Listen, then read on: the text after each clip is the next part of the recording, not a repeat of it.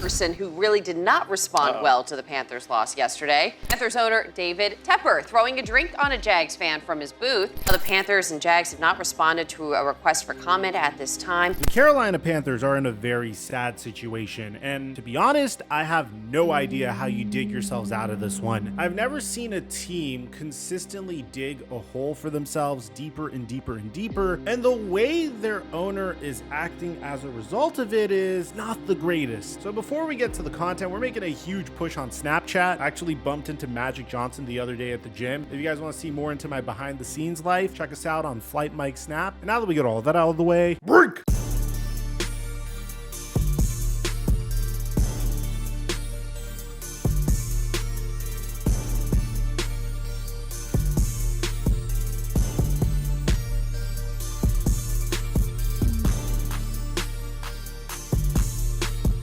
We made $1,100 off of a $20 entry on Prize Picks. And it wasn't just me, it was everyone that followed these picks on my Instagram story. And the best feeling is the amount of people that made money as a result of this. I mean, bam, bam, bam. Bam! My DMs were flooded, so the best part for me was seeing you guys make money as well. But we're not done yet. If you haven't signed up for Prize Picks, use my promo code Mikerophone to double your deposit up until $100 on Prize Picks. And I give away my picks on a daily basis for free on my Instagram story and now my Snapchat story. We're having so much fun doing this. I'm so happy that I made you guys some money. And thank you, Prize Picks, for the sponsor. Mic check 1 2 1 2. What's going on, everybody? From the moment David Tepper purchased the Carolina Panthers, the one word I would use to describe his era of ownership is instability. He purchased the Carolina Panthers in May of 2018. He got rid of Cam Newton very shortly after purchasing the Carolina Panthers, citing the fact that he didn't believe that Cam Newton was healthy enough to compete as his reasons for wanting to move on, which I think is a great reason to move on from any player, but I wouldn't directly move on from a quarterback if there wasn't some sort of contingency plan in place. The year before, when Cam Newton was fully healthy under center, he had one of his greatest seasons as a Carolina Panther, throwing a 68% completion percentage, 3,400 passing yards, and a passer rating of a 94.2. That's before we even discuss what he was able to do on the ground, which was Cam Newton's bread and butter. Cam was able to add 488 rushing yards on the ground and an additional 4 touchdowns. The Panthers did go 6-8 in that year, but the Panthers were also beginning to go through a bit of a transition. The very next year, Cam Newton would only play in 2 games because of a shoulder injury, and Luke Kuechly would also retire. The Panthers also decided to clean house from a fairly successful regime. Ron Rivera was let go, Cam Newton was let go, Luke Kuechly retired, and the Panthers' backup plan was a strange one to say the least. They still had weapons offensively, DJ Moore, Christian McCaffrey, for instance, and they were fairly solid defensively as well. They decided to bring in Matt Rhule to coach the team, and they signed him to a 7-year, $62 million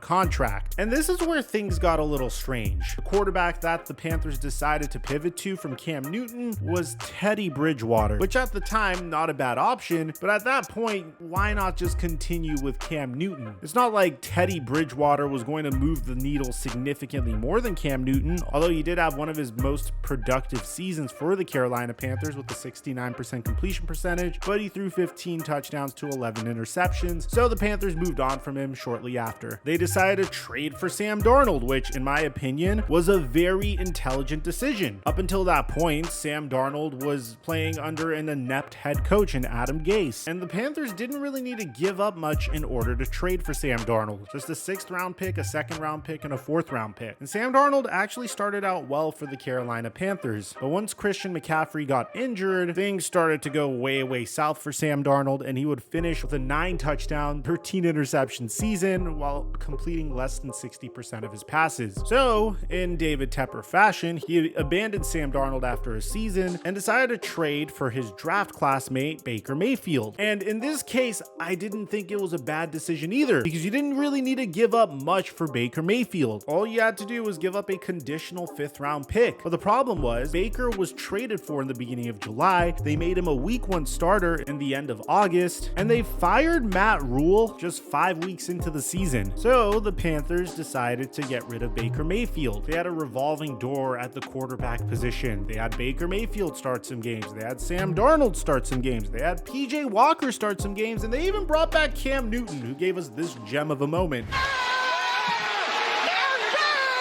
Finally, enough was enough for David Tepper. He needed to find his quarterback of the future. This is clearly what was holding the Carolina Panthers back. And this is where David Tepper made one of his biggest mistakes as an owner. You see, David Tepper went ahead and hired Frank Reich, which, by the way, I felt like was a great hire. I felt like Frank Reich suffered a similar type of issue as the Carolina Panthers. He went to Indianapolis to coach Andrew Luck. In year one under Andrew Luck, he had a prolific season with him, but then Andrew Luck retired unexpectedly. Next thing you know, his starting QB's Jacoby Brissett, then it's Phillip Rivers, then it's Carson Wentz, then it's Matt Ryan, then it's Sam Ehlinger. Next thing you know, Frank Reich is the fall guy in Indianapolis. So I was happy to see Frank Reich get another opportunity, but the Panthers did something very peculiar. As a team that was in a rebuild, they decided to trade Christian McCaffrey the season prior, which I also applauded that trade. There's no point in having a weapon like Christian McCaffrey if you're not going to be able to do anything with him. And the Panthers were not anywhere close to contention. McCaffrey was one of two of their remaining weapons on offense. He was one of like 4 attractive trade chips they had between him, DJ Moore, Brian Burns, who the Panthers were offered multiple first-round picks for, but they rejected. So the Panthers went all in during the summer of 2023, moving from the number 9 pick to the number 1 overall pick in the 2023 NFL draft. All they had to do was give up DJ Moore, their 2023 first-round pick, which was their 9th pick, a second-round pick, a 2024 first-round pick, and a 2025 second-round pick. That 2024 first-round pick, as we would know, would go on to become this year's number 1 overall pick. This looks like one of the worst trades in NFL history. We've discussed it on this channel many times before. The huge problem with a trade like this is you're able to get your QB of the future in Bryce Young. And to be honest, I think Bryce Young's a solid QB. But when you put a rookie QB under center behind a terrible offensive line with a depleted wide receiver core, absolutely no weapons offensively, then he's clearly going to suffer. And that seemed to have been the case for Bryce Young. Each and every week he's gone out there, he's looked absolutely terrified to take snaps under center. At the time that we're making this video, he's thrown 11 touchdowns, 10 interceptions, and a 59.7% completion percentage. And this is without us getting into the drama about the Panthers potentially wanting to select CJ Stroud. You remember how their QB coach, Josh McCown, which, by the way, great person for the job, had this exchange with CJ Stroud during the combine? We'll find a court. Play some boards. It's right here, come on.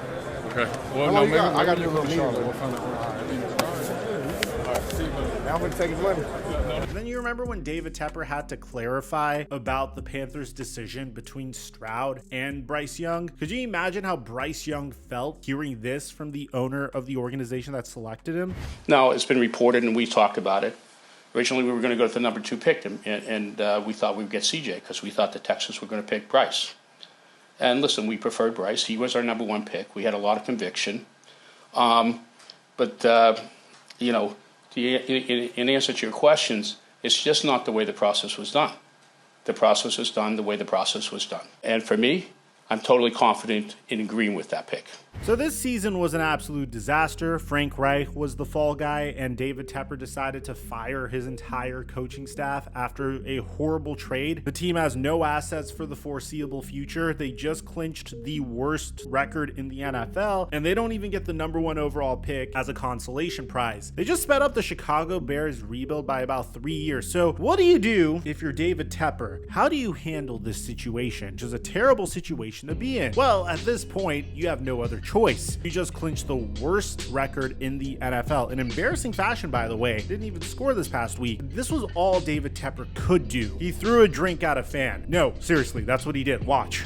Tepper was caught on video dumping the contents of a cup from his suite in Jacksonville Stadium, throwing the cup down and then storming away. It's not immediately clear what was in the cup. Bro, there is so much wrong with this. I mean, it's hysterical. Don't get me wrong, to see an owner act like a petulant child and throw a drink at a fan. I can't even tell if this is a fan of his team or a fan of the opposing team, but regardless, this is an individual that's putting money in your pockets. I can't stand people that think they're better than other people just because they're rich. I can't stand individuals that think this behavior is okay. I don't care if the fan was heckling him either. I mean, for the love of God, if this fan's annoying you so much, walk away or don't make dumb mistakes with your football team. I'm very happy for the fan. I'm sure he's going to get a good sum of money coming his way. The NFL plans on punishing David Tepper as well. But the only individual that I really feel bad for is Bryce Young, because Bryce Young's career is being destroyed. And I'm one of those individuals that believe that even if CJ Stroud was in this situation, I don't think he can fare that much better. I mean, take a look at a quarterback like Patrick Mahomes. Throughout the first stretch of his career up until this year, this man looked like an absolute magician. And still, some of the stuff that Patrick Mahomes does is absolutely magical. But look at what happens to Patrick Mahomes when he's playing with a often hurt Travis Kelce, loses Eric Bieniemy and gets Matt Nagy instead, has a bunch of wide receivers that can't catch a football for their lives. I mean, Patrick Mahomes has had meltdowns multiple times this season. Why? Because you can't expect a quarterback to carry the entire team. Don't get me wrong, the quarterback is the most important player on the team, and he could greatly increase your chances of success, some QBs more than others. But if you put a quarterback on a team that has an aging Adam Thielen as his wide receiver, that doesn't have stability in his coaching, that doesn't have a good offensive line or any individual that he can depend on, I don't really know what you're expecting from the QB. Judging based upon how Bryce Young's rookie season went, people are gonna throw the B word at him. And I just feel so bad because I think Bryce Young could be a great quarterback. If you compare Bryce Young's rookie season to Trevor Lawrence's rookie season, Trevor Lawrence's rookie season looked way worse. But in Trevor Lawrence's case, it was abundantly clear that his head coach was sabotaging any chances he had of being a good quarterback in the NFL. But at least in Trevor Lawrence's case, it was a very easy fix. You fire Urban Meyer, you have an owner that is very motivated to be successful, and at least Shad Khan isn't throwing drinks at his fans. And the solution was clear. They went out and got Doug Peterson, they overpaid Christian Kirk, they brought in Zay Jones, they traded for Calvin Ridley, Travis Etienne emerged in his sophomore season, they fortified the defense a decent amount, and when Trevor Lawrence is healthy, he looks like one of the best QBs in the game. And I just feel bad for Bryce Young because he has this huge uphill battle to become better, and at least in Trevor Lawrence's case, the Jaguars got the #1 overall pick for the 2022 NFL draft, but in the case of Bryce Young, that pick is going to the Bears. And on top of that, Bryce Young didn't get the opportunity to play with DJ Moore. Bryce Young also loses a second-round pick next year. I just don't know how they get themselves out of this mess, nor do I know what head coach would want to take the situation. I don't know what free agents will want to go to the Panthers either, and I don't know how the Panthers trade for any stars at this point either to help Bryce Young. But at the end of the day, this situation is so freaking sad that I guess I don't really blame David Tepper for throwing drinks at fans, because there's really not much else he could do at this point except act like a whiny.